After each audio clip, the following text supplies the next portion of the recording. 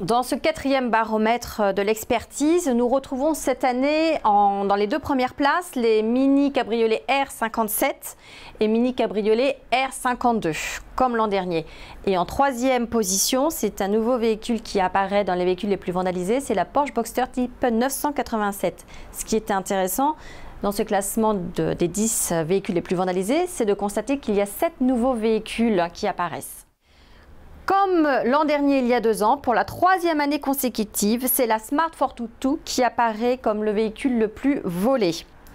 Apparaissent en 2e et 3e position des Land Rover, la Land Rover Range Rover et la Land Rover Range Rover Evoque qui étaient déjà dans le top 10.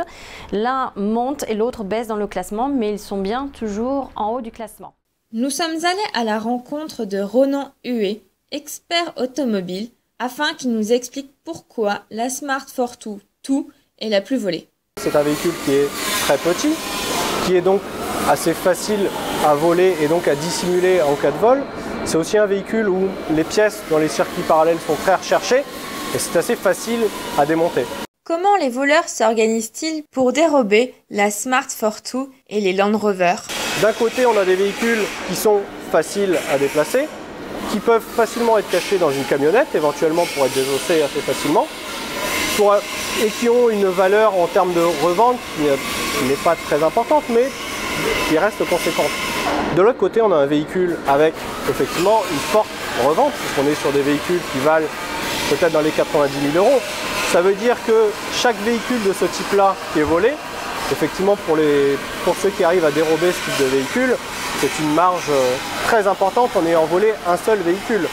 Mais on est sur 2 typologies différentes. D'un côté, on est plus sur on prend le véhicule, on l'embarque, à savoir que ces véhicules-là n'ont pas de direction mécanique sur les Smart Fortwo, d'où le fait qu'en termes pour les manœuvrer, pour pouvoir les charger dans un véhicule, c'est très facile.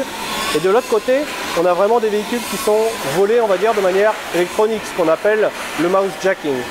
Le mouse jacking est le premier type de vol utilisé. Qu'est-ce que c'est? Certains voleurs, pour voler de très beaux véhicules, n'ont plus besoin de casser, de couper les fils, d'abîmer le véhicule. Ils n'ont même pas besoin de tout ça. Aujourd'hui, en ayant du matériel informatique, c'est des choses qu'on peut acheter très facilement sur Internet. D'ailleurs, aujourd'hui, c'est une pratique dont on entend beaucoup parler à la télé, de ce fameux vol à la souris, ce qui la rend accessible à un plus grand nombre. Avant, on va dire que les voleurs de véhicules étaient plus des bandits, entre guillemets, qui volaient les véhicules.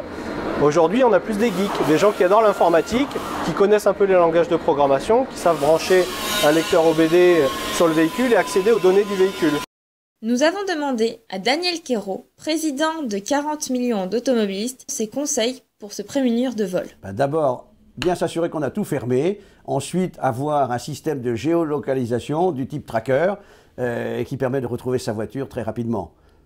Ensuite, il est aussi bon de pouvoir dissuader tout voleur, par exemple les cannes que l'on met sur le volant, qui sont visibles et qui vont certainement dissuader un certain nombre de gens qui voudraient s'emparer de votre voiture. Puis le dissuader, puisque s'il voit qu'il y a quelque chose qui peut l'empêcher de voler ou lui faire perdre du temps, forcément il va hésiter.